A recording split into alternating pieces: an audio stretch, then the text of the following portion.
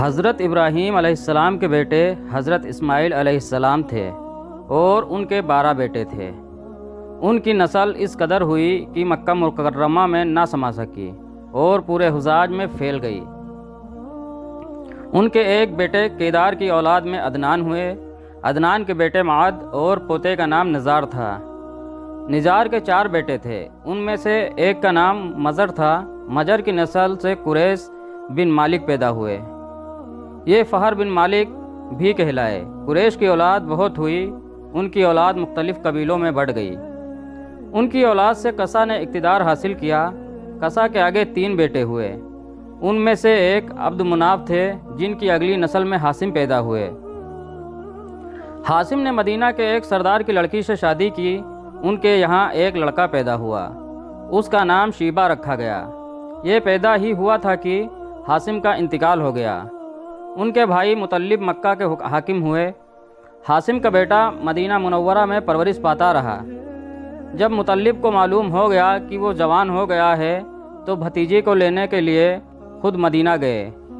اسے لے کر مکہ مکرمہ پہنچے تو لوگوں نے خیال کیا یہ نوجوان ان کا غلام ہے۔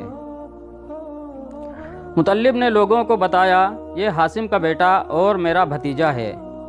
اس کے باوجود لوگوں نے اسے مطلب کا غلام ہی کہنا شروع کر دیا۔ اس طرح شیبہ کو عبد المطلب کہا جانے لگا۔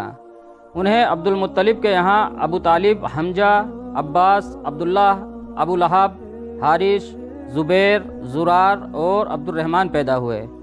ان کے بیٹے عبداللہ سے ہمارے نبی حضرت محمد صلی اللہ علیہ وسلم پیدا ہوئے۔ عبد المطلب کے تمام بیٹوں میں حضرت عبداللہ سب سے زیادہ خوبصورت اور سب سے زیادہ پاک دامن تھے۔ عبد المطلب کو خواب میں زمزم کا کنواں کھودنے کا حکم دیا گیا، یعنی حضرت اسماعیل علیہ السلام کے اس کنویں کو قبیلہ زرہم کے سردار مزاز نے پاڑ دیا تھا۔ قبیلہ زرہم کے لوگ اس زمانہ میں مکہ کے سردار تھے، بیت اللہ کے نگراں تھے۔ انہوں نے بیت اللہ کی بے حرمتی شروع کر دی۔ ان کا سردار مزاز بن عمرو تھا، وہ اچھا آدمی تھا۔ اس نے اپنے قبیلے کو سمجھایا کہ بیت اللہ کی بے حرمتی نہ کرو، مگر ان پر اثر نہ ہوا۔ جب مزاز نے دیکھا کہ ان پر کوئی اثر نہ ہوا تو قوم کو اس کے حال پر چھوڑ کر وہاں سے جانے کا فیصلہ کیا۔ اس نے تمام مال و دولت، تلواریں اور زرہیں وغیرہ خانہ کعبہ سے نکال کر جمجم کے کنویں میں ڈال دیں اور مٹی سے اس کو پاٹ دیا۔ کنواں اس سے پہلے ہی خشک ہو چکا تھا، اب اس کا نام و نشان مٹ گیا۔ مدتوں یہ کنواں بند پڑا رہا۔ اس کے بعد بنو خزا نے بنو زرہم کو وہاں سے مار بھگایا۔ بنو خزا اور کشا کی سرداری کا زمانہ اسی حالت میں گزرا، کنواں بند رہا، یہاں تک کہ کسا کے بعد عبد المطلب کا زمانہ آ گیا تو انہوں نے خواب دیکھا۔ خواب میں انہیں زمزم کے کنویں کی جگہ دکھائی گئی اور اس کو کھودنے کا حکم دیا گیا۔ حضرت علی رضی اللہ عنہ سے روایت ہے کہ عبد المطلب نے بتایا میں حجر اسود کے مقام پر سو رہا تھا کہ میرے پاس ایک آنے والا آیا۔ اس نے مجھ سے کہا طیبہ کو کھودو۔ میں نے اس سے پوچھا طیبہ کیا ہے، مگر وہ کچھ بتائے بغیر چلا گیا۔ دوسری طرف رات پھر خواب میں وہی شخص آیا، کہنے لگا برہ کو کھودو۔ میں نے پوچھا برہ کیا ہے، وہ کچھ بتائے بغیر چلے گئے۔ تیسری رات میں اپنے بستر پر سو رہا تھا کہ پھر وہی شخص خواب میں آیا۔ اس نے کہا مظنونہ کھودو۔ میں نے پوچھا مظنونہ کیا ہے، وہ بتائے بغیر چلا گیا۔ اس سے اگلی رات میں پھر بستر پر سو رہا تھا کہ وہی شخص پھر آیا اور بولا جمجم کھودو۔ میں نے اس سے پوچھا زمزم کیا ہے۔ اس بار اس نے کہا زمزم وہ ہے جس کا پانی کبھی ختم نہیں ہوتا، جو حاجیوں کے بڑے بڑے مجموعوں کو سیراب کرتا ہے۔ عبد المطلب کہتے ہیں میں نے اس سے پوچھا یہ کنواں کس جگہ ہے تو اس نے بتایا جہاں گندگی اور خون پڑا ہے اور کوا ڈھونگے مار رہا ہے۔ دوسرے دن عبد المطلب اپنے بیٹے حارث کے ساتھ وہاں گئے۔ اس وقت ان کے یہاں یہی ایک لڑکا تھا۔ انہوں نے دیکھا وہاں گندگی اور خون پڑا تھا اور ایک کوا ڈھونگے مار رہا تھا۔ اس جگہ کے دونوں طرف بت موجود تھے اور یہ گندگی اور خون دراصل ان بتوں پر قربان کیے جانے والے جانوروں کا تھا۔ پوری نشانی مل گئی تو عبد المطلب کدال لے آئے اور کھدائی کے لیے تیار ہو گئے، لیکن اس وقت قریش وہاں آ پہنچے۔ انہوں نے کہا، اللہ کی قسم، ہم تمہیں یہاں کھدائی نہیں کرنے دیں گے۔ تم ہمارے ان بتوں کے درمیان کنواں کھودنا چاہتے ہو جہاں ہم ان کے لیے قربانیاں کرتے ہیں۔ عبد المطلب نے ان کی بات سن کر اپنے بیٹے حارث سے کہا، تم ان لوگوں کو میرے قریب نہ آنے دو، میں کھدائی کا کام کرتا رہوں گا، اس لیے کہ مجھے جس کام کا حکم دیا گیا ہے میں اس کو ضرور پورا کروں گا۔ قریش نے جب دیکھا کہ وہ باز آنے والے نہیں تو رک گئے۔ آخر انہوں نے کھدائی شروع کر دی۔ جلد ہی کنویں کے آثار نظر آنے لگے۔ یہ دیکھ کر انہوں نے اللہ اکبر کا نعرہ لگایا اور پکار اٹھے، یہ دیکھو، یہ اسماعیل علیہ السلام کی تعمیر ہے۔ جب قریش نے یہ دیکھا کہ انہوں نے کنواں تلاش کر لیا تو ان کے پاس آ گئے اور کہنے لگے، عبد المطلب، اللہ کی قسم، یہ ہمارے باپ اسماعیل علیہ السلام کا کنواں ہے اور اس پر ہمارا بھی حق ہے، اس لیے ہم اس میں تمہیں شریک ہوں گے۔ یہ سن کر عبد المطلب نے کہا، میں تمہیں اس میں شریک نہیں کر سکتا، یہ مجھ اکیلے کا کام ہے۔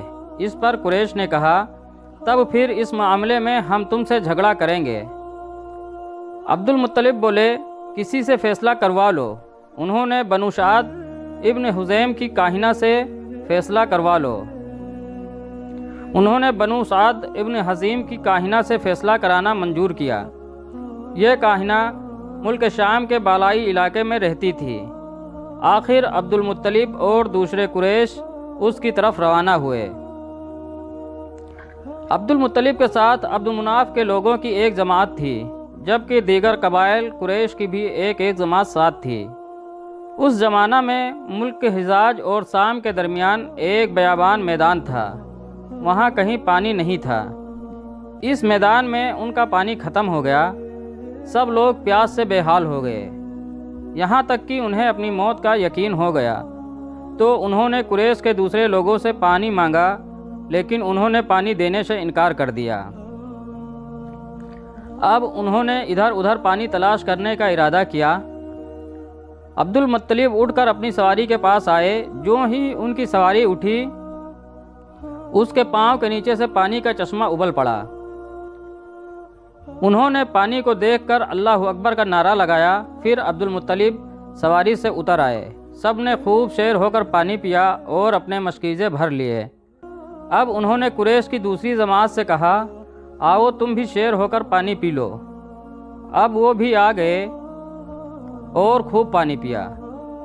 پانی پینے کے بعد وہ بولے، اللہ کی قسم، اے عبد المطلب، یہ تو تمہارے حق میں فیصلہ ہو گیا۔ اب ہم زمزم کے بارے میں تم سے کبھی جھگڑا نہیں کریں گے۔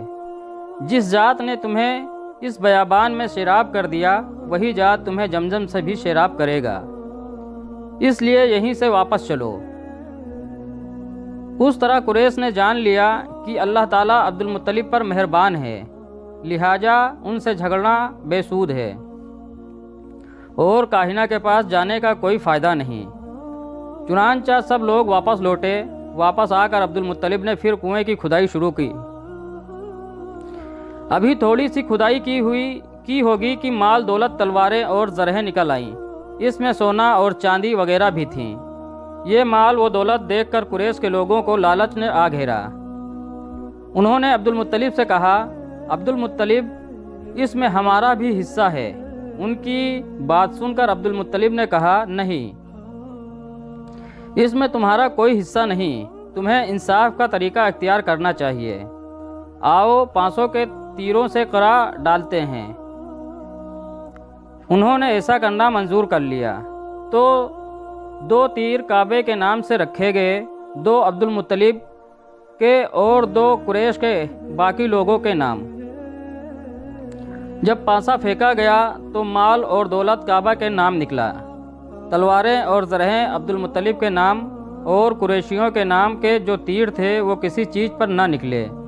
اس طرح فیصلہ ہو گیا۔ عبد المطلب نے کعبے کے دروازے کو سونے سے سجا دیا۔ زمزم کی کھدائی سے پہلے عبد المطلب نے دعا مانگی تھی کہ اے اللہ، اس کی کھدائی کو مجھ پر آسان کر دے، میں اپنا ایک بیٹا تیرے راستے میں ذبح کروں گا۔ اب جب کہ کنواں نکل آیا تو انہیں خواب میں حکم دیا گیا، اپنی منت پوری کرو، یعنی ایک بیٹے کو ذبح کرو۔ جزاکم اللہ خیر۔ دوستوں، اس ویڈیو کو آپ زیادہ سے زیادہ شیئر کریں اور اس کا دوسرا پارٹ ہم بہت جلد لے کر کے آئیں گے۔ اس لیے آپ نے اگر ہمارے چینل کو اب تک سبسکرائب نہیں کیا ہے تو پلیز ہمارے چینل کو سبسکرائب کر لیں، تاکہ ہم جب بھی اپلوڈ کریں تو آپ تک بآسانی پہنچ جائے۔